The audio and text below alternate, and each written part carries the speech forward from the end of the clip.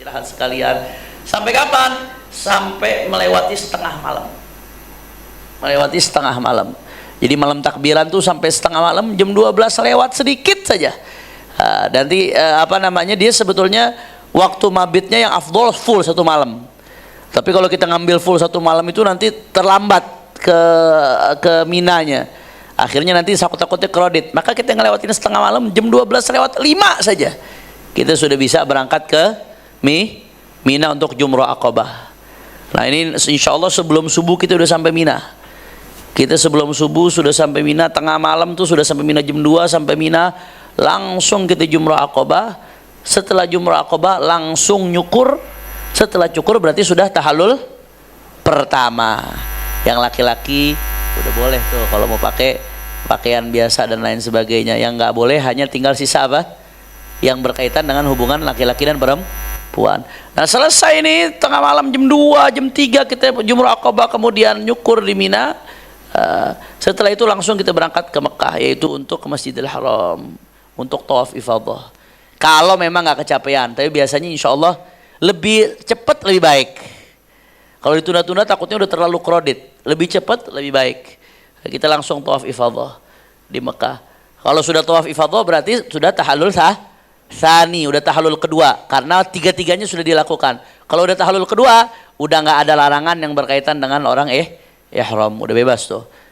Artinya larangan-larangan yang tadi yang disebutkan itu sudah nggak dilarang, yang 10 itu. Setelah itu, setelah tawaf ifadah kita sa'i. Setelah sa'i langsung balik ke hotel. Balik ke hotel, di hotel di situ istirahat. Malamnya kita sama-sama ke Mina untuk mabit di Mina. Cuman memang kita mungkin nggak ngambil tenda di Mina, lebih nyaman di hotel. Hotelnya dekat Mina Bapak Ibu sekalian, di Aziziyah. Aziziyah posisinya dekat dengan Mina. Jadi nanti lebih nyaman di hotel. Dari hotel kita ke Mina. Di Mina itu mabit itu nginep. Tapi nginepnya nggak harus satu malam full. Nginepnya mu'dhamul lail, separuh malam lebih. Yang penting mu'dhamul lail, kebanyakan malam. Jadi kalau malam itu mulainya dari jam 6 malam sampai malam itu hitungannya sampai fajar, terbit fajar, maka ambil setengahnya, misalkan 5 jam. Kita ambil berarti 5 jam 5 menit duduk di Mina. Setelah itu sama-sama kita balik lagi ke hotel.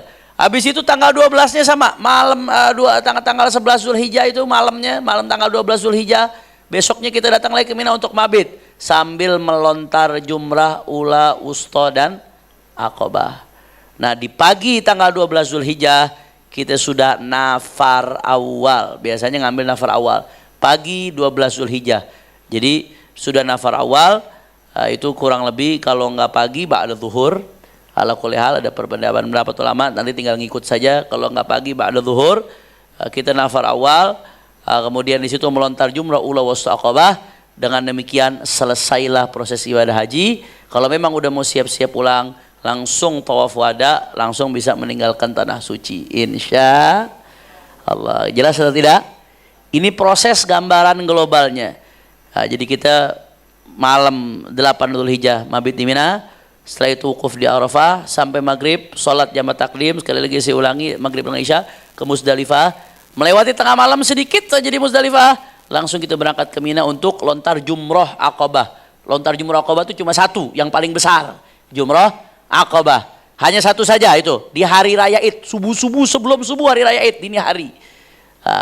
Lontar jumrah Aqabah, kemudian nyukur, tahallul awal. Setelah tahallul awal, kita langsung berangkat tawaf ifadah. Kalau memang masih kuat, kalau yang nggak kuat nanti akan dicarikan opsi. Apakah istirahat dulu, mau tawafnya nanti sore atau besoknya, boleh, silahkan. Itu kondisional. Yang penting waktu tawafnya sudah masuk dia. Tapi memang lebih cepat lebih baik, biar terbebas dari larangan-larangan dan jadi tuntas, rukun-rukunnya tuntas semua. Kemudian setelah itu tawaf ifadah, sa'i. Setelah sa'i balik ke hotel di Mina istirahat. Malamnya kita mabit di Mina, nanti sambil zikir apa di Mina sampai separuh malam. Setelah itu balik lagi ke hotel. Besoknya malamnya kita datang lagi ke Mina. Setelah separuh malam kita mabit di Mina sambil lontar jumrah, ula, wusta dan Aqabah. Di tanggal 12 Zulhijjah pagi atau ba'da zuhur, kita lihat waktu nanti yang tepat, yang kondisional, yang lebih memungkinkan. kita datang lagi ke Mina untuk lontar jumrah, ula, wusta, aqabah yang terakhir. Setelah itu nafar awal. Nafar awal itu berarti selesai sudah hajinya. Tapi kita ngambil kloter pertama selesainya. Karena penyelesaian itu bisa kloter pertama, bisa kloter kedua. Kalau penyelesaian kloter pertama di tanggal 12 Zulhijjah. Kalau yang mau lanjut mabit lagi malamnya boleh. Malamnya lanjut mabit lagi 13 Zulhijjah, dia ngambilnya nafar tsani berarti selesainya di kloter kedua yaitu tanggal 13 Zulhijjah. Tapi sedikit yang seperti itu. Kebanyakan kita 12 Zulhijjah semuanya sudah meninggalkan daripada Mina. Dengan demikian selesailah proses ibadah haji, insya Allah. Prosesnya jelas ya. Nah sekarang kita masuk ke aturan wukuf. Nah ini penting ini, karena ini jantung daripada haji. Dan disinilah Allah mengguyur hambanya dengan rahmat Allah subhanahu wa ta'ala. Saking luar biasanya, sampai-sampai ulama mengatakan man waqafa bi Arafat fa dhanna anna Allah lam yaghfir lahu, termasuk dosa besar siapa yang wukuf di Arafah kemudian dia suudzon sama Allah, dia nggak dapat ampunan Allah. Jadi udah wukuf di Arafah tapi suudzon sama Allah, saya ini dapat ampunan Allah nggak ya, kayaknya Allah nggak bakal ampunin saya. Nah orang seperti itu tuh dosa. Kenapa? Karena saking diobralnya ampunan di Arafat. Di situ fa fi arafatin kullu dzambin mukaffarun wa mughtafarun bi rahmati ghafiri, kata Imam Haddad, di Arafat lah. Di situ semua dosa-dosa diampuni oleh Allah. Semua doa-doa dijabah oleh Allah Subhanahu wa taala dengan rahmatnya Allah Subhanahu wa taala. Apa saja sih aturan yang berkaitan dengan wukuf di Arafah? Yang pertama, aturan yang berkaitan dengan wukuf di Arafah harus di Arafah. Enggak boleh di luar wilayah Arafah. Arafah itu Bu, Pak, kurang lebih sekitar 15 sampai 20 km dari Masjidil Haram. Makanya nanti akan naik bis kita ke Arafah. Arafah dia di luar daripada wilayah tanah suci. Arafah itu di luar wilayah tanah suci adanya. Padang Arafah nanti di sana ada batasan-batasannya. Hududul Arafah. Batasan-batasan Arafah, papan-papan besar. Kita nggak boleh wukuf di luar batasan tersebut. Termasuk Masjid Namirah. Masjid Namirah bagian depan itu bukan masuk daripada Arafah. Dari Masjid Namirah harus bergeser sedikit untuk masuk ke dalam batasan Arafah. Insya Allah aman, karena Arafah itu luas, besar sekali. Luas, Arafah itu besar sekali. Dan di antara keajaiban Arafah ini, semakin banyak jamaah haji, tapi Arafah nggak pernah nggak cukup, selalu cukup. Padahal jamaah haji makin tahun makin nambah, tapi Allah bikin cukup udah Arafah.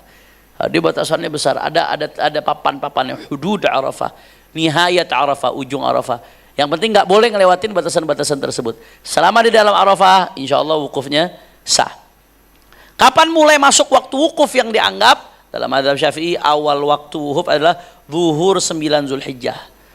Nanti dia zuhur 9 Zulhijjah, ada khutbah Arafah biasanya.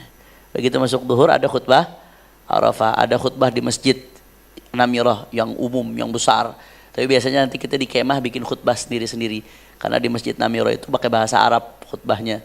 Tapi di kemah, insya Allah nanti saya langsung yang akan menyampaikan khutbah Arafah.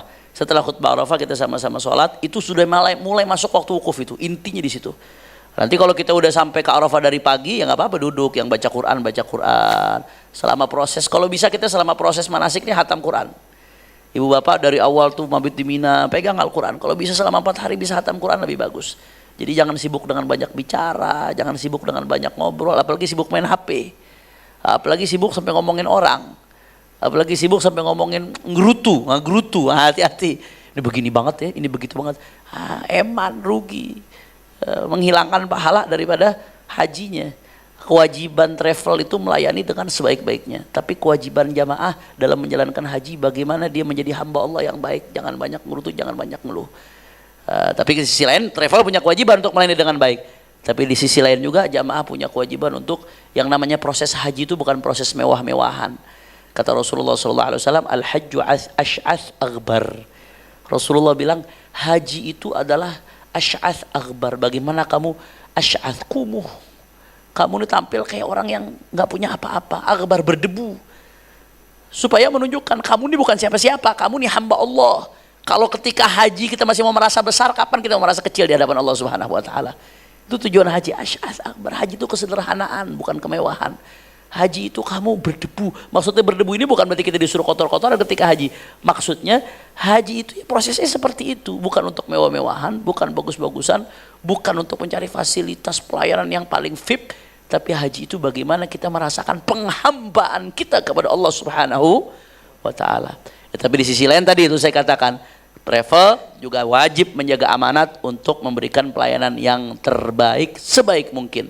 Insya Allah kita yakin, insya Allah berdasarkan pengalaman selama ini yang sudah berjalan, Nur Alia bisa melayani tamu-tamu Allah dengan sangat-sangat baik, insya Allah. Insya Allah. Nah, jadi mulai dari zuhur tuh 9 Dzulhijjah. Nah, paginya yang mau zikir-zikir, yang mau baca Quran, atau pagi waktu duha yang mau istirahat dulu sejam 2 jam, silahkan ngecas tenaga. Karena nanti habis siang itu kita akan full tuh. Begitu masuk waktu di Arafah, khutbah, sholat, habis itu saya akan ajak mimpin zikir bersama-sama, zikir yang dianjurkan oleh para ulama ketika wukuf di Arafah. Habis itu kita akan ibtihal, munajat, merintih, memohon kepada Allah Subhanahu wa taala. Setelah itu masing-masing kita persilakan untuk doa, minta hajatnya kepada Allah Subhanahu wa taala. Insya Allah semua hajat-hajat kita digabulkan oleh Allah. Sampai kapan? Dia waktunya, waktu wukuf itu maksimal sampai subuh 10 Dzulhijjah. Kalau kita bicara waktunya, spare waktunya, kapan orang bisa wukuf di Arafah? Dari zuhur 9 Dzulhijjah sampai subuh 10 Dzulhijjah. Makanya andai kata ada orang nih Pak Bu, andai kata ada orang telat masuk ke Arafah malam takbiran, berarti dia masih bisa wukuf atau tidak? Bisa. Karena waktu wukuf itu sampai subuh 10 Dzulhijjah. Itu waktu yang tersedia. Tapi apakah harus semua waktunya dilakukan? Enggak. Kita hanya wajib melakukan walaupun hanya sekejap. Kita ngambilnya dari zuhur sampai maghrib. Tapi andai kata orang masuk ke Arafah sebentar di wilayah Arafah dalam keadaan tidak pingsan, dalam keadaan sadar, itu sudah cukup dianggap sebagai wukuf di Arafah. Tapi waktu yang tersedia dari zuhur 9 Dzulhijjah sampai subuh 10 Dzulhijjah. Nah, makanya kadang-kadang ini kalau yang paham fikih ini enak. Dia mungkin mau masuk Arafah pagi sulit, nggak punya tasreh. Misalkan ada orang mau haji tapi nggak punya surat izin. Dia mau masuk Arafah pagi sulit, siang sulit, penjagaan banyak. Oh, dia pintar fikih nih. Wah, saya pengen tetap dapat haji eman kalau saya nggak dapat. Dia datang ke Arafah malam-malam, orang udah sibuk ke Musdalifah semua, Arafah udah nggak dijaga, masuk. Kalau yang ngerti fikih seperti itu bisa. Tapi kita nggak lakukan itu. Nah, kita sesuai dengan jalur yang ada normal. Kita masuk pagi sudah masuk, sebelumnya sudah masuk. Kita akan duduk dari zuhur sampai maghrib. Tapi masa minimalnya sekejap. Sebentar aja masuk Arafah udah cukup. Makanya kalau ada orang sakit, di haji sakit, tapi dia pengen tetap udah terlanjur, udah di Mekah ini, dia pengen haji sah, bagaimana dia nggak kuat, tapi dia sadar bukan dalam keadaan nggak sadar, maka dibawa pakai ambulannya ngelewatin Arafah doang, keluar lagi udah sah wukufnya. Ini bicara sah tidak sah. Tapi apa iya kita mau sebentar doang di Arafah, kan nggak pengen rugi eman. Waktu-waktu kita doa di situ, waktu doa dijabah masa mau sebentaran doang, rugi. Semakin banyak semakin baik. Maka afdolnya sampai habis maghrib. Afdolnya gabung siang dan malam. Siang dan malam itu maksudnya siang tuh dari zuhur sampai maghrib, malam ambil walaupun sedikit. Makanya kita sholatnya setelah maghrib. Setelah maghrib sholat jamaah takdim baru kita jalan. Supaya apa? Supaya bisa menggabungkan antara siang dan malam di Arafah. Tapi kita nggak sampai ambil sampai subuh, nggak, kelamaan, itu nggak perlu. Kemudian disunahkan selama di Arafah dianjurkan perbanyak zikir dan doa. Jangan banyak ngobrol, jangan banyak keluh, apalagi jangan banyak ghibain orang, ngeruntuhkan daripada pahala dan menjauhkan kita dari haji mabrur. Banyak talbiyah, zikir, doa, baca Quran. Insya Allah nanti akan kita bimbing selama di sana. Yang ketujuh, jamak takdim antara zuhur dan asar. Nah, ketika di Arafah itu sunnah kita melakukan jamak, sholatnya di jamak antara zuhur dan asar. Nanti akan kita bimbing insya Allah jamak takdim. Jadi habis zuhur langsung sholat zuhur 4 rakaat, sholat asar 4 rakaat insya Allah. Setelah itu doa menjelang maghrib. Mendekati maghrib tuh perbanyak doa. Jadi nanti kita habis zuhur tuh start khutbah, sholat, zikir sampai puncaknya munajat. Habis itu yang mau istirahat sebentar. Ya, mungkin awal asar kita mau istirahat. Menjelang maghrib jam 5 kita mulai kumpul lagi, start lagi, doa lagi. Terus panjatkan di situ doa-doa kita kepada Allah Subhanahu wa taala. Itu dianjurkan doa menjelang maghrib dijabah oleh Allah taala. Kemudian jam 9, yang ke-9 menuju Muzdalifah ba'da maghrib menuju Muzdalifah. Agar tadi kita bisa menggabungkan antara siang dan malam, ngambil afdhalnya. Yang ke-10 kita di Muzdalifah. Sunnahnya jamaah ta'khir maghrib dan isya di Muzdalifah, ini sunnahnya jamaah ta'khir, sholat maghrib dan isyanya nanti di Muzdalifah diakhirkan. Tapi tadi kita katakan secara teknis ini agak repot karena di Muzdalifah air sulit, krodit dan lain sebagainya. Karena di Arafah kita ada tenda, ada air, lebih nikmat. Langsung di jamaah takdim ketika di Arafah. Jadi ini idealnya, afdalnya. Tapi kalau nggak seperti ini nggak apa-apa. Yang nomor 10 ini afdalnya, idealnya. Rasulullah SAW mengatakan al-hajju Arafah, haji adalah Arafah, jantung daripada haji adalah Arafah. Jelas ya terkait wukuf di Arafah ya? Gampang, sederhana. Beb, wukuf harus dalam keadaan wudu terus apa enggak? Enggak. Yang mesti dalam keadaan wudu pas sholatnya. Tapi usahakan selalu dalam keadaan wudu. Tapi andai kata enggak dalam head sekalipun orang tetap bisa wukuf di Arafah. Yang head sekalipun tetap bisa wukuf di Arafah. La ilaha illallah. Kemudian malamnya itu kita mabit di Muzdalifah dari Arafah. Tadi sesuai dengan ini, dari Arafah berangkat ke Muzdalifah. Itu afdhalnya memang jalan kaki, tapi enggak jauh. Kalau jalan kaki kecapean, insya Allah sama travel disediakan bis, kita naik kendaraan nanti. Yang mau jalan kaki ya lihat nanti bagaimana bimbingan teknisnya di lapangan. Tapi memang banyak yang jamaah yang jalan kaki, ada trek disediakan untuk pejalan kaki dari Arafah ke Muzdalifah, tapi biasanya disediakan bis atau kendaraan. Atau kita jalan kaki atau naik bis? Naik bis kan? Naik bis. Selanjutnya mabit itu harus di Muzdalifah, area Muzdalifah ada batasan-batasannya, di sana ada papannya nanti mana saja area Muzdalifah ya. Enggak harus di dekat Masjid Al-Masy'aril Haram. Masjid Masy'aril Haram itu salah satu bagian dari Masy'aril Haram, tapi kata ulama yang dikatakan Masy'aril Haram itu semua wilayah Muzdalifah itu Masy'aril Haram. Itu ulama menjelaskan yang paling kuat seperti itu, semua wilayah Muzdalifah Masy'aril Haram. Dia mabit di Muzdalifah. Kapan mulai masuk waktunya? Awal waktu mulai maghrib dari hari Arafah, malam takbiran, gampangnya kita malam takbiran. Kemudian akhir waktu mabitnya kapan? Subuh 10 Dzulhijjah, berarti subuh hari raya. Itu waktu mabit akhirnya. Itu spare waktunya. Masa minimalnya kapan? Yang minimal absah dikatakan mabit. Nah, mabit ini dia masuk kategori wajib, Pak, bukan rukun. Kalau Arafah itu rukun, kalau mabit hukumnya wajib. Artinya wajib apa? Andai kata ditinggalkan mabit di Muzdalifah, hajinya sah. Tapi dia kalau meninggalkan sengaja dosa dan harus bayar denda. Makanya masa minimal untuk seseorang dikatakan udah sah, dia mabit, udah menjalankan kewajiban mabit. Kapan? Sekejap lewat tengah malam. Jadi andai kata pun dia jalan dari Arafah jam 11 sampai di Muzdalifah jam 12, kemudian diduduk di Muzdalifah 5 menit, sebentar aja ngelewatin tengah malam, dia merasakan sebentar lewatin tengah malam di Muzdalifah, itu udah dikatakan mabit. Jelas atau tidak? Kalau yang mau nunggu habis maghrib sampai tengah malam sama aja, boleh juga. Yang penting ngalamin tengah malam. Atau yang mau jalan, kalau ada orang nih haji sendiri, dia mau jalan jam 11 dari Arafah, jam 12 lewat, baru di Muzdalifah cuma 5 menit, habis itu dia jalan lagi, boleh. Itu sudah dikatakan mabit. Yang penting tolak ukurnya masa minimal dikatakan sah mabit Muzdalifah sekejap melewati tengah malam daripada malam takbiran, malam hari raya itu. Yang kelima, masa afdol semalam penuh. Yang afdol mabitnya full semalam. Jadi habis maghrib langsung berangkat ke Muzdalifah, full semalaman dia mabit. Itu yang afdol. Tapi kita nggak seperti itu nanti. Kita ngelewatin tengah malam sedikit, kita langsung jalan ke Mina untuk lontar jumroh. Yang keenam, sunnah jamaah takhir maghrib dan isya, tadi udah kita jelaskan, tapi ini teknisnya agak sulit, maka kita jamaah takdim di Arafah. Yang ketujuh, ketika di Muzdalifah sunnah ambil kerikil minimal 7 maksimal 70. Ini sunnah nih, ambil kerikil disunnahkan ya. Untuk apa? Untuk nanti melontar jumroh. Biasanya disediakan ya Pak Wisnu ya, biasanya sudah disediakan sama travel, nanti di Muzdalifah dibagi-bagikan, disediakan insya Allah. Jadi ibu-ibu nggak perlu repot-repot nyari berjibaku dengan jutaan jamaah haji yang lainnya berebut batu. Batunya tapi jangan gede-gede ya. Kalau gede-gede nanti ketimpa orang bocor pala ketika lempar jumroh.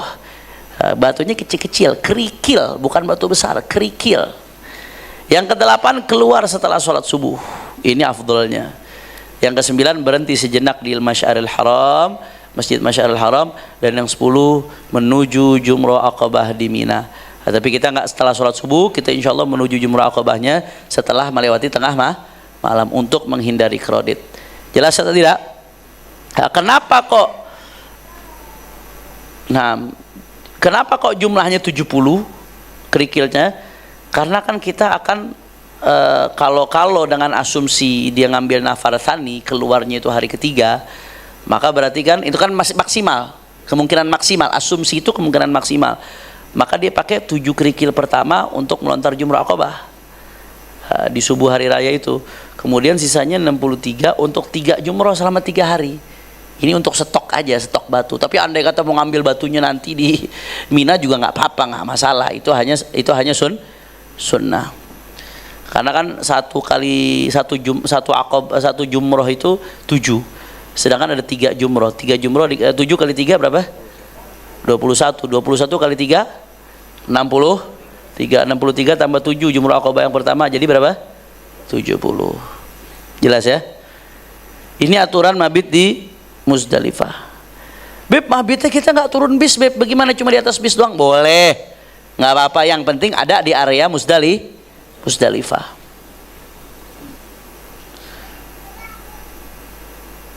Ini Muzdalifah nama tempat ya Ibu, bukan nama artis ya. Ada artis Muzdalifah, nama tempat. Kemudian aturan tahallul. Tahallul seperti apa aturannya? Tadi kan kita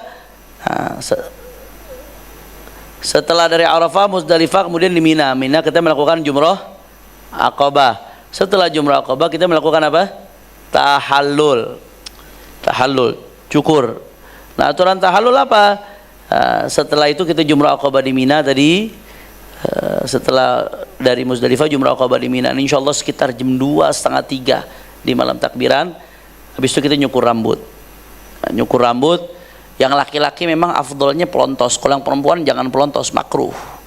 Perempuan cukup minimal 3 helai. Maksimal berapa? Mau 10, mau 15 boleh silakan. Yang penting minimal 3 helai.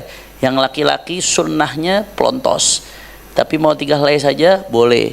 Tapi jangan, kalau teknisnya kita melontosnya jangan sekarang ini, karena di situ kita paling cuma motong aja, karena kita buru-buru pengen ngejar ke Masjidil Haram, pengen tawaf. Setelah itu paling nanti disediakan gunting, pelontosnya nanti setelah tawaf. Yang penting sudah tahallul dulu, formalitas sudah tahallul, pelontosnya nanti setelah tawaf.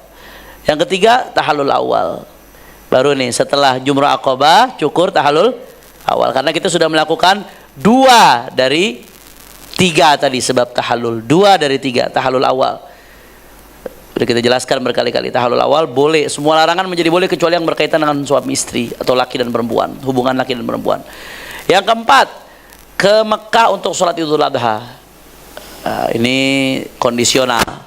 Kalau keburu kita lakukan, kalau enggak ya sudah. Ke Mekah maksudnya ke Masjidil Haram.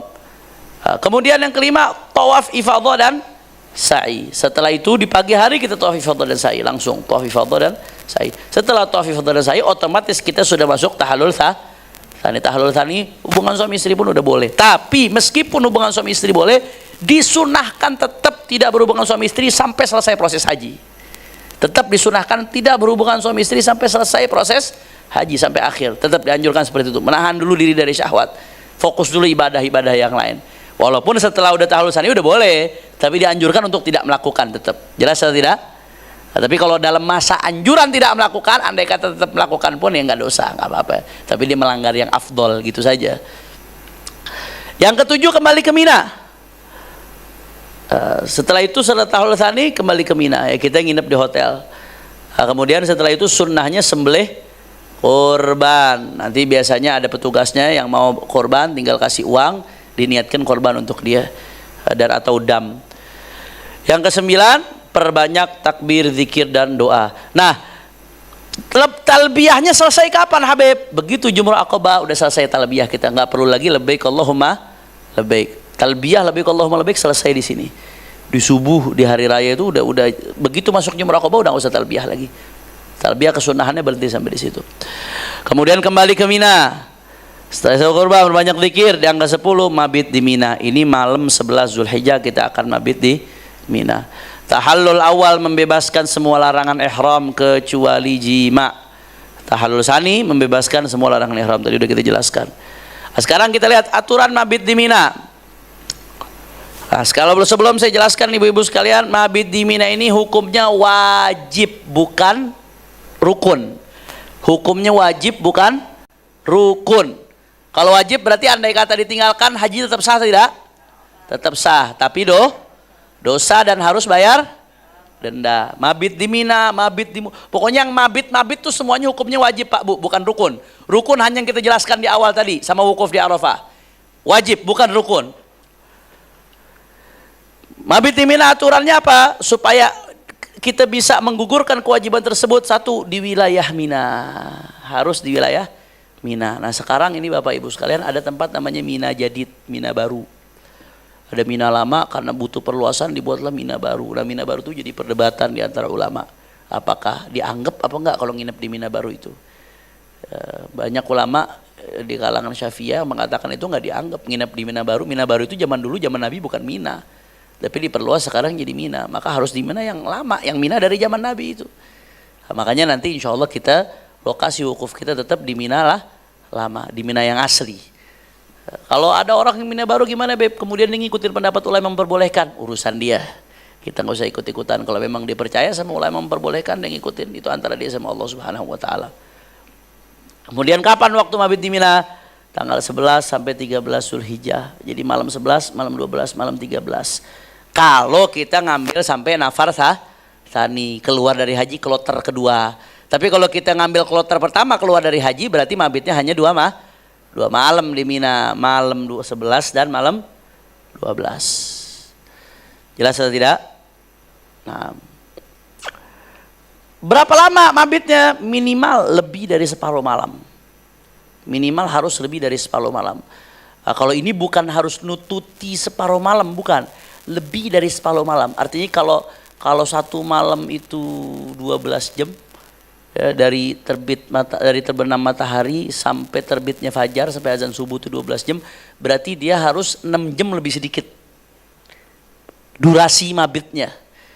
Kalau satu malam itu 10 jam berarti harus 5 jam lebih sedikit durasi mabitnya. Berarti kalau dia mabit mulainya dari maghrib teng langsung, ya sebelum jam 12 sudah selesai. Lebih dari separuh malam, jam 12 kurang. Tapi kalau dia mulai mabitnya jam 10, ya harus 5 jam.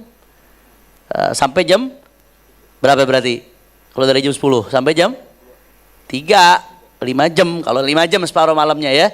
Jadi pokoknya dianggap nginep itu kalau lebih dari separuh malam. Tapi afdolnya memang semalam full. Tapi andai kata ada yang cuma separuh malam, udah sah, udah dianggap mabit dia. Kemudian selama di Mina, sholat jamak, zuhur dijamak dengan asar, takdim atau takhir, maghrib dijamak dengan isya, takdim atau takhir. Tapi nggak pakai qasar ya, tetap 4 rakaat. Yang keenam, lontar 3 jumroh setiap hari. Setiap hari lontar 3 jumrah, ula, usta, aqabah. Nah ini kita bahas nih. 1, aturan lontar jumrah. 1, ula, usta, aqabah. Lontar jumrah ini harus mencakup yang selama mabit di Mina ini ula, usta, aqabah. Ula, usta, aqabah. Ada lobang lontar yang pertama, ada lobang lontar yang kedua, ada lobang lontar yang ketiga. Dan sekarang pemerintah Saudi luar biasa, itu tempat lontar jumroh karena jamaah haji makin banyak dibikin tingkat sama dia. Jadi ibu-ibu nanti mau di tingkat dasar, tingkat pertama, tingkat kedua, tingkat ketiga sama aja, itu sama-sama masuk ke lobang semuanya dibikin sama mereka. Jadi nggak apa-apa, nggak harus di lantai paling bawah atau nggak harus di lantai 1. Kalau kredit kita mengambil lantai 2, lantai 3 boleh, silahkan, nggak ada masalah. Nanti tergantung pembimbingnya seperti apa, ikut aja sama pembimbingnya nanti, dia boleh. Nah, nanti dia ada lubang pertama ula, lubang kedua usta, lubang kedua adalah aqabah, melontarkan batu. Nah, tiap jumroh itu 7 batu dengan yakin. Tiap jumroh 7 batu dengan yakin, harus yakin 7 batu. Jadi di ula 7 batu, di usta 7 batu, di aqabah 7 batu. Nah, cara ngelontarnya gimana Beb? Boleh nggak 7 batu langsung diambil seraup, langsung lempar semuanya 7-7-nya? Nggak boleh, harus satu persatu lontar batunya, nggak boleh langsung semuanya diambil dilontarkan 7, nggak boleh, satu persatu. Ula 7, 1, 2, 3, 4, 5, 6, 7 sama. Wusta juga seperti itu. Dan Aqabah juga seperti itu. Ini dilakukan nanti mulai tanggal 11 Zulhijjah, ya. Kita ngelempar ulah wusta Aqabah ini tanggal 11 Zulhijjah. Ketika malam di 12-nya kita lakukan, nginep malam 12, dan ketika ingin nafar awal. Jadi kita akan nginep itu kita akan lontar jumroh itu sama-sama nanti ya di tanggal 11 malam 12. Dan lontar jumroh juga yang kedua kalinya nanti di tanggal 12 pagi atau siang. Itu nanti yang akan dilakukan. Tanggal 11 malam lontar untuk tanggal 11 Zulhijjah, 12 siang lontaran untuk tanggal 12 Zulhijjah. Tiap lontaran harus kena jumroh, ya artinya harus masuk ke lubang tersebut yang udah disiapkan. Ya, itu lubangnya. Kemudian kalau kita mau ngambil nafar awal, nafar ini artinya selesai udah, proses ibadah hajinya selesai. Dia mau ngambil nafar, artinya pergi meninggalkan Mina, udah selesai, keluar, meninggalkan Mina. Kapan mau ngambil? Siang 12 Zulhijjah. Kita ngambil nafar awal siang, ba'da zuhur. Tapi memang sebagian mazhab mengatakan mulai dari pagi pun nggak masalah. Syafi'i mengatakan ba'da zuhur. Tapi pada prakteknya karena kalau ditumpuk ba'da zuhur semua kredit. Bisa orang mati, bisa orang keinjak-injak. Difatwakan di Saudi itu mulai pagi pun nggak masalah. Difatwakan supaya menghindari kredit. Jadi andai kata nanti ikut saja, apakah kita pagi, apakah kita siang, kondisional. Kalau kita mengambil nafar tsani, maka itu siang 13 Zulhijjah. Nah kalau anda yang ngambil nafar tsani, maka di malam 13 Zulhijjah berarti dia harus nginep lagi. Dia nginep lagi di malam 13 Zulhijjah. Jelas atau tidak? Paham? Habib, saya berhalangan Beb lontar jumroh di 11 Zulhijjah. Bagaimana Beb kalau saya mau rapel? Lontarnya semua di 12 Zulhijjah saja. Boleh. Boleh. Tapi rapelnya harus 2 kali putaran. Jangan 1 kali putaran, lempar ula 7 kali buat pertama, 7 kali buat kedua, nggak boleh. Selesaikan dulu ula usto Aqabah, habis itu baru ula usto Aqabah lagi, muter jadi ula usto Aqabah, balik, lempar lagi ula usto Aqabah. Jadi kalau ada yang berhalangan atau capek ya ketika 11 Zulhijjah belum sempat lontar, tapi dia punya tanggungan lontaran di 11 Zulhijjah. Gimana saya mau lentornya nanti di 12 Zulhijjah aja semuanya? Boleh. Jadi 12 Zulhijjah itu dia ngelontar 2 kali. Lontaran pertama untuk yang kemarin, yang tanggal 11 Zulhijjah yang belum dia lontar, ula usta Aqabah, muter lagi balik lagi lontaran kedua untuk yang nafar awal, lontar lagi ula usta dan Aqabah. Itu namanya dirapel. Tapi rapelnya nggak boleh 1 putaran sekaligus selesai. 1 kali lempar 14 batu, nggak boleh itu. Itu namanya lari dari tanggung jawab, itu cari yang simpel. Nggak boleh, harus 1 putaran baru balik lagi rapelnya. Jelas atau tidak? Paham ya? Nah, la ilaha illallah. Kemudian tadi pertanyaan yang ditanyakan ke saya oleh si ibu. Jadi Bapak Ibu sekalian, itu tadi urutan yang ideal yang saya sebutkan. Urutan yang ideal. Yang itu yang akan kita jalankan. Tapi kayak tawaf ifadah, kemudian sa'i, itu waktunya nggak harus di waktu yang tadi kita sebutkan. Yang penting dia melakukan itu setelah masuk tengah malam Idul Adha.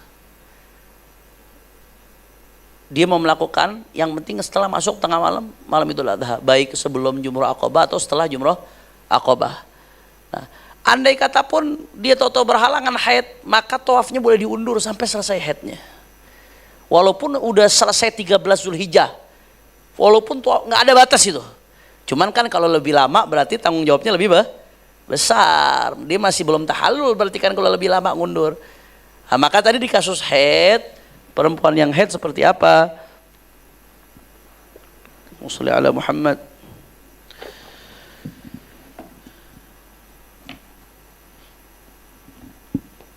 Nah, di kasus perempuan yang haid, kalau tadi andai kata dia tahu-tahu habis wukuf di Arafah haid atau habis lontar jumroh haid. Kalau selain tawaf boleh orang haid. mau lontar jumroh, mau wukuf di Arafah, mabit di Mina, mabit di Muzdalifah, semua boleh orang haid karena nggak disyaratkan harus dalam keadaan suci. Yang nggak boleh hanya apa? Tawaf. Tapi kan tawaf rukun atau wajib?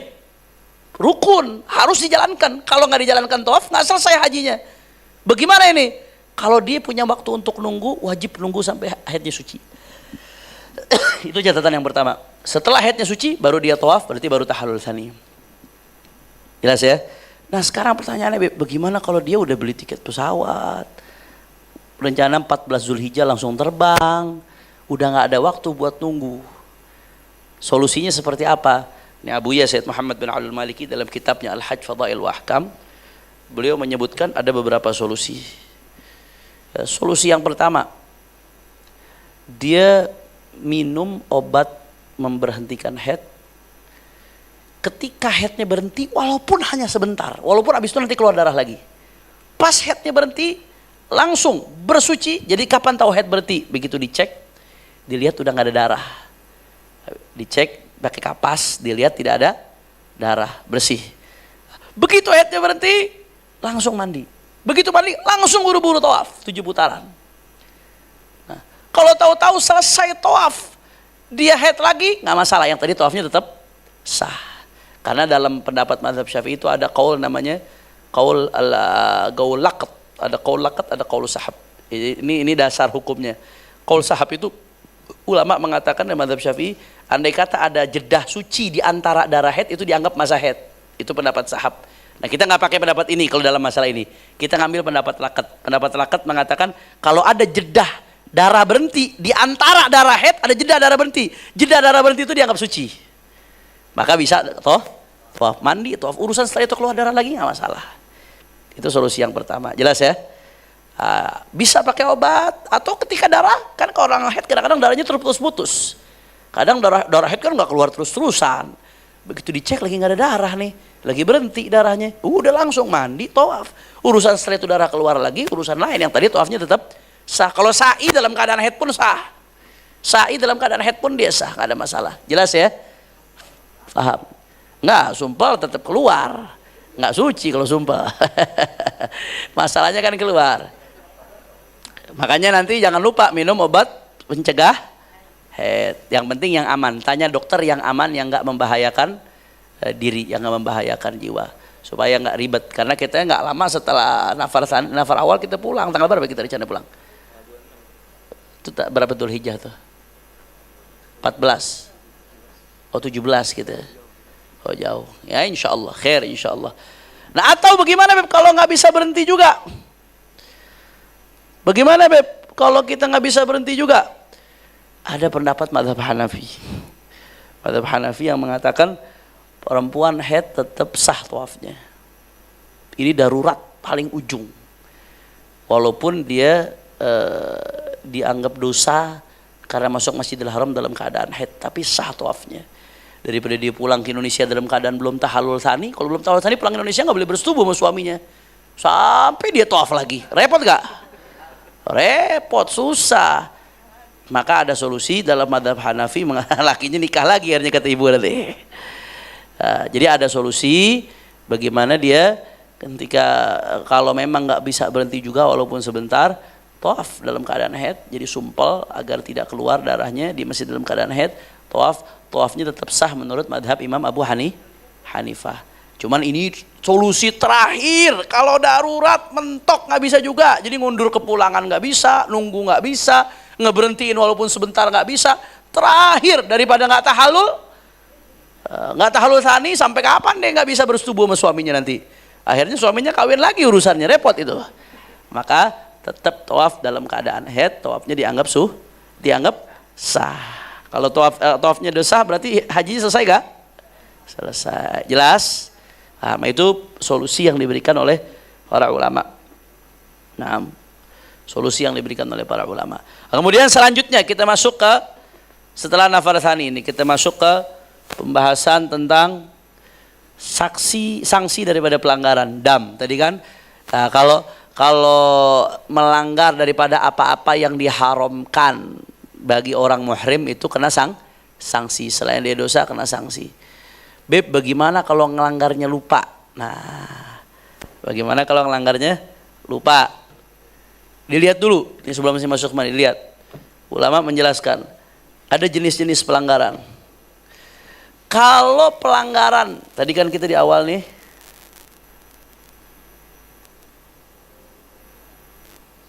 nah, jadi para ulama mengatakan kalau lupa bagaimana? Lupa dan nggak tahu atau nggak sadar, melanggar misalkan tanpa sadar pakai minyak wangi, tanpa sadar lupa nutup kepala, lupa tanpa sadar tahu-tahu pakai celana dalam, habis dari kamar mandi lupa, oh iya lagi ihram pakai celana dalam, laki-laki, ibu-ibu tanpa sadar nutup muka, tanpa sadar tahu-tahu lupa gunting kuku. Dilihat, para ulama menjelaskan kalau lupanya di dalam larangan-larangan yang berkaitan dengan hiasan.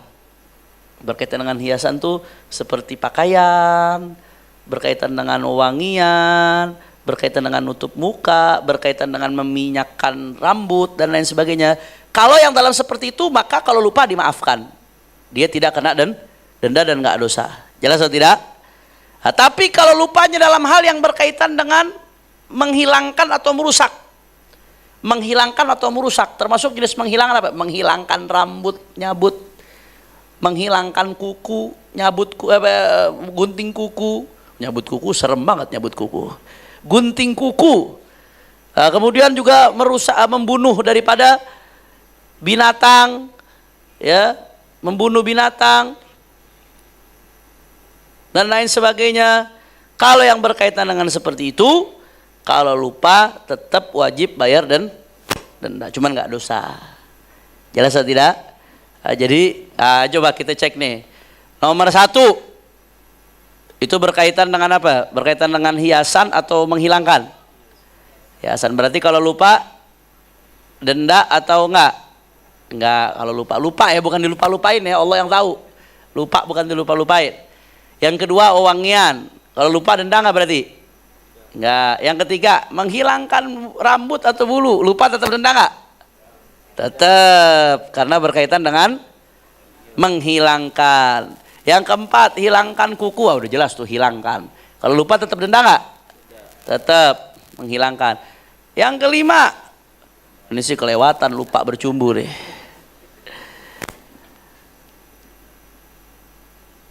Nah kalau lupa nggak kena denda, benar-benar lupa ya. Lupanya bukan lupa bercumbu, bukan lupa kalau dia lagi ihram, tapi apa di tenda lupa, di Musdalifah, di Mina lupa, bagaimana cerita lupanya itu. Yang keenam, tapi andai kata betul-betul lupa, mungkin dia lupa, mungkin ya mungkin karena dia di Mina belum tahallul. Kemudian di Mina dia dapatnya bukan di tenda tapi hotel yang bagus, kamar laki bini, kecapean bangun tidur ngigo main hantem aja bininya. Itu kan lupa dirinya lagi ihram. Yang seperti itu kalau betul-betul lupa nggak kena denda. Jelas atau tidak? Lupa ya, betul-betul lupa. Itu gambaran lupa mungkin seperti itu. Kalau di selain itu saya kira bukan lupa bersetubuhnya, tapi lupa kalau dia lagi dalam keadaan ihram. La ilaha illallah. Akad nikah dia nggak ada denda, nanti akan dijelaskan. Akad nikah hanya saja nggak sah. Yang ketujuh berburu. Nah, berburu ini berkaitan dengan hiasan atau menghilangkan? Menghilangkan nyawa binatang. Ini kalau lupa tetap kena denda. Yang kedelapan merusak pohon. Ini menghilangkan atau hiasan? Berarti kalau lupa denda nggak? Tetap denda. Yang 9 pakaian berjahit. Nah, ini menghilangkan atau hiasan? Hiasan. Berarti kalau lupa denda nggak denda. Yang ke-10 kaos kaki tutup kepala, ini hiasan. Jadi itu patokannya kalau lupa bagaimana? Dilihat dulu pelanggarannya jenis apa. Kalau yang berkaitan dengan hiasan seperti pakaian, wangian dan lain sebagainya, lupa tidak denda. Tapi kalau misalkan pelanggaran yang dilakukan berkaitan dengan menghilangkan, walaupun lupa tetap kena hukuman denda. Jelas ya? Bunuh nyamuk gak apa-apa, karena dia bukan binatang buruan. Set itu binatang buruan, bunuh nyamuk kan binatang yang mengganggu. Kalau bunuh nyamuk gak ada masalah, gak termasuk. La ilaha illallah.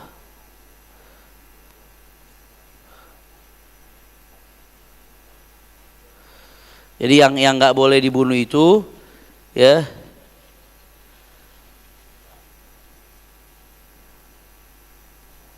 nah ada 3 dia yang haram. Dia binatang darat, bukanlah laut. Berarti kalau lagi haji sempat-sempatnya mau mancing, keluar dulu ke Jeddah masih pakai ihram, balik lagi. Nggak kena itu. Darat. Yang kedua makul, binatang yang dimakan. Nyamuk dimakan nggak? Kecuali kalau ada bapak-bapak yang demen gaduhin nyamuk. Yang ketiga an yakuna wahsyian, dia binatang liar. Nah, binatang liar nggak boleh. La ilaha illallah. Jelas ya? Selanjutnya kita ke sanksi dari pelanggaran-pelanggaran. 1, pelanggaran tidak ihram dari miqat. Enggak ihram dari miqat. Ihram dari miqat ini hukumnya wajib, tapi bukan rukun. Rukunnya itu ihram. Proses ihram dari miqatnya itu wajib. Andai kata ada orang enggak ihram dari miqat, berarti haji tetap sah atau tidak? Sah, tapi kena denda karena dia melanggar daripada salah satu yang wajib. Dandanya gimana? Tertib berurut. Sembelih seekor kambing. Kalau nggak bisa sembelih seekor kambing, maka puasa 10 hari, 3 hari di Mekah, 7 hari di tanah air. Ya, saya percepat aja nih masalah denda. Ibu bapak nggak usah terlalu dipusingin karena agak rinci. Nanti di hari H kalau ada hal yang mau ditanyakan tinggal ditanyakan ke saya. Kalau ngerasa ngelanggar tanya aja, Beb saya ngelanggar gini apa dendanya, nanti langsung saya jelaskan. Ya, soalnya kalau ibu ngapalin ini, ibu bapak ngapalin ini pusing nanti urusannya. Ini panjang. Jangankan ibu bapak, saya aja nggak semuanya hafal. Jima, haji umroh rusak. Kalau orang jima, otomatis haji umrohnya rusak, nggak bisa disempurnakan, nggak bisa dilanjutkan. Kalau orang jima dalam keadaan ihram sebelum tahallul awal, tapi wajib diselesaikan dan wajib qadha. Jadi walaupun rusak udah nggak sah tuh, walaupun nggak sah tetap wajib diselesaikan. Bayangin, makanya jangan coba-coba dah. Jadi nggak sah tapi tetap wajib diselesaikan.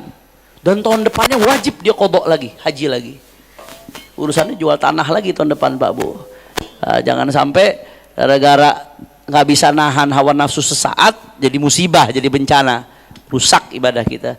Nah kemudian bayar denda, tertib berurut. Tertib berurut maksudnya denda yang pertama sembelih seekor onta. Kalau nggak bisa sembelih seekor onta, sembelih 7 ekor kambing. Nah, 7 ekor kambing, 7 bukan 1. Kemudian kalau nggak bisa juga, baru yang ketiga, yaitu ngasih makan pokok sebanding dengan sembelihan, 1 mud 1 orang. Jadi beli makanan pokok yang harganya sebanding dengan seekor onta. Beli beras Bu dengan harga seekor onta, harga 25 juta lah kurang lebih. Ini kalau nggak bisa yang pertama, nggak mampu yang kedua, baru tahap yang ketiga. Dia bertahap, nggak boleh langsung lompat ketiga, nggak boleh langsung ke ombak keempat. Yang ketiga, kalau nggak bisa juga, baru diganti dengan puasa 1 mud 1 hari. Berarti ini di total nih. Kalau harga 1 ekor onta tuh berapa? 1 mud. Harga 1 ekor onta berapa? Misalkan 25 juta. Ya udah beli 25 juta. Beras harga 25 juta dibagikan. Itu 25 juta dapatnya berapa mud? 1 mud tuh kurang lebih 543 gram, setengah kilo Bu Pak. 6 on lah taruh. Banyak deh pokoknya. Ya. Makanya jangan coba-coba ngelanggar itu. Jadi dia mesti puasa 25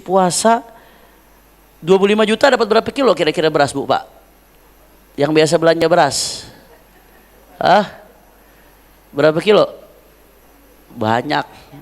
Taruh 50 kilonya 500.000 dapat. Sekarang nggak dapat. Apalagi gara-gara bansos kemarin dibagi-bagiin. Beras jadi mahal. 50 kilo? Ya, 1,5 juta. Di 1 kuintal. Nah, dikali berarti 25 juta, dapatnya berapa kuintal itu? Nah, puasa per setengah kilonya puasa sehari. Berapa hari itu puasanya? Makanya jangan coba-coba bersetubuh. Ini berat, hukumannya berat. Ini kalau nggak bisa 1, 2, kalau nggak bisa nomor 2, nomor 3, kalau nggak bisa nomor 3, nomor 4. Ditambah dia harus haji di tahun depannya. Jadi jangan coba-coba dah, tahan diri dulu. Yang keempat, pakaian, wangian dan bercumbu. Pilihan denda sembelih 1 ekor kambing atau kalau ini atau berarti boleh salah satu, nggak bertahap. Atau boleh salah satu, sembelih 1 ekor kambing atau puasa 3 hari atau sedekah 3 sok. 1 sok itu kurang lebih 2 kilo 1 on kurang lebih seginian atau 2,7 liter. Sedekah 3 sok berarti 3 sok ini dikali 3 nih. Ini dikali 3 sok makanan pokok untuk 6 fakir miskin, dibagikan ke 6 orang fakir miskin, 1 fakirnya setengah sok.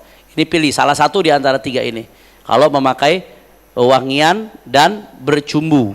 Bercumbu ini nggak harus sampai bersetubuh. Bercumbu ini kita memegang istri dengan syahwat, bagian-bagian kita pegang dengan syahwat.